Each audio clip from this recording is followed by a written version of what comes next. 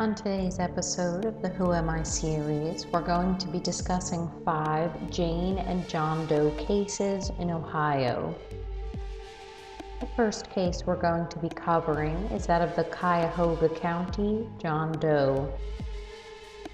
The Cuyahoga County John Doe was found on March 10, 1997 in Cleveland, Cuyahoga County, Ohio. The time of death is estimated to be only 1 day prior to discovery, so his face was recognizable. The manner of death is homicide, although the cause of death is unclear. Namias states that he was a victim of violence of an undetermined origin, but other sources state the specific cause of death as beating. The Cuyahoga County John Doe was an Asian male who's estimated to have been somewhere between 18 to 70 years old, although his likenesses portray the image of an older man. He was between 5'5" and 5'7" tall and weighed 101 pounds.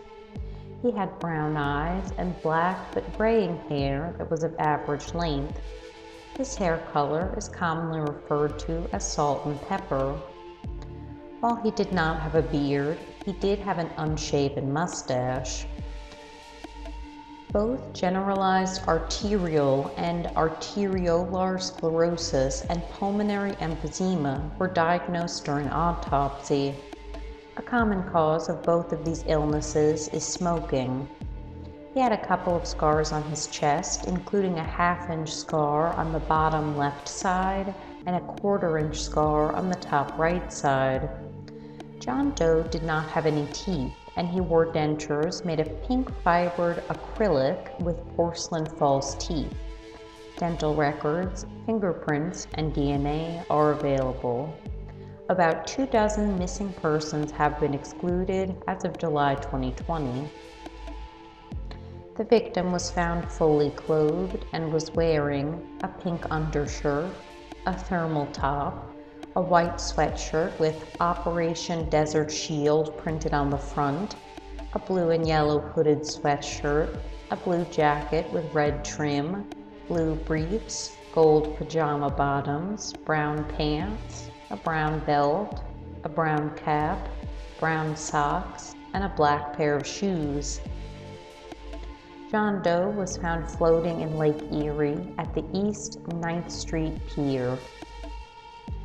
If you have any information about this case, please contact local authorities. The second case we're going to be discussing is that of the Hamilton County Jane Doe. The Hamilton County Jane Doe was found on May 31, 2018 in Cincinnati, Hamilton County, Ohio. The remains were unrecognizable due to decomposition.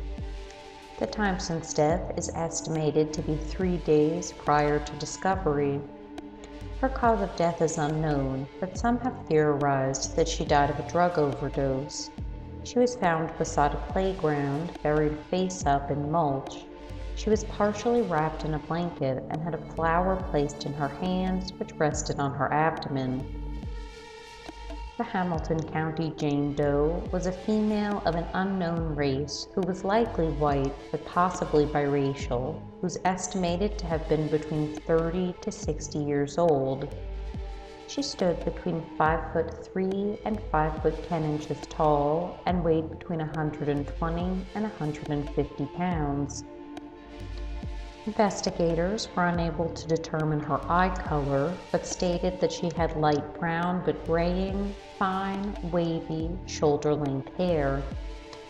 Jane Doe might have had drugs in her system when she died, although it's unclear how this was established. She had crooked teeth, but no specific characteristics were discussed. Dental records, fingerprints, and DNA are available.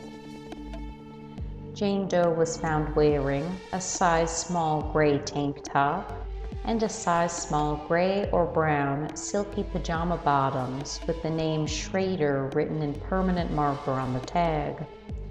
2 white metal hairstylist type hair clips were in her hair, and 3 black ponytail holders were on her wrist. She was also found wearing a pair of white metal hoop earrings. The remains were located near an apartment complex at 421 Glenwood Avenue. It's possible that Jane Doe's burial was to serve as a makeshift funeral and was carried out by a friend who may have been a transient or someone who abuses drugs. The burial indicates that someone knows what happened to her and possibly who she is. If you have any information about this case, please contact local authorities. The next case we're going to be discussing is that of the Garfield Heights John Doe. The Garfield Heights John Doe was found on September 11, 1991 in Garfield Heights, Cuyahoga County, Ohio. The remains were almost completely skeletonized. The time of death is estimated to be 1 week to several months prior to discovery. The cause of death is unknown.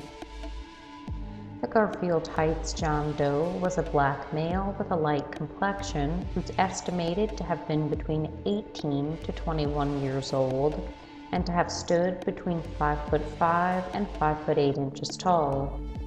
Investigators were unable to determine his weight or eye color, but stated that his hair was black, short, and tightly curled. Dental records and DNA are available. John Doe was found wearing a red short-sleeved t-shirt, Levi blue jeans, size 34W by 30L, a brown leather belt, a pair of tan and white boxers, 2 pairs of white sweat socks, and white Nike tennis shoes with a green and purple stripe. In his right sneaker was a note that read, "For Daddy, we can't wait to see you. Love, Cynthia and Boo Boo. Miss you." The remains were located in the woods by children playing at the rear of 4954 East 81st Street. The wooded area is behind a line of homes in Garfield Heights, which is a suburb of Cleveland. According to local residents, that area is somewhat economically depressed. Warner Road, which is located on the other side of the woods, was a known place for crack dealers at the time. The area was an ideal drug hub because it's on a bus line running from Maple Heights to Cleveland. It's also close to the exits off of Interstate 77 and Interstate 480, which are 2 major highways in the greater Cleveland area. In 1991, a railroad used to run through the area but has since been converted to a walking trail. It's been speculated that at the time of his death, John Doe had recently been released from prison. Finally, there is the possibility that the note is a red herring and that the shoes did not actually belong to the victim. These particular sneakers were both rare and expensive, so it wouldn't be a leap to assume that they did not belong to him. If you have any information about this case, please contact local authorities. The 4th case we're going to be covering is that of Tanya Green. Tanya Green was found on October 18, 1986 in Cleveland, Ohio. Although she had sustained traumatic injuries, her face was recognizable. The time since death is estimated to be no more than a few hours prior to discovery. The cause of death was homicide by gunshot. She had been beaten and shot 11 times in the face, head, and arms. Tanya Green was a black female who's estimated to have been between 32 to 42 years old. She's estimated to have stood at about 5'6" tall and to have weighed 119 pounds. She had brown eyes and black hair that was short and curly. She had a slanted scar that was 10 inches in length on the top right portion of her abdomen. Her gallbladder and spleen had been surgically removed, and she was blood type B. She also had a gap between her upper front teeth. Her fingerprints are available.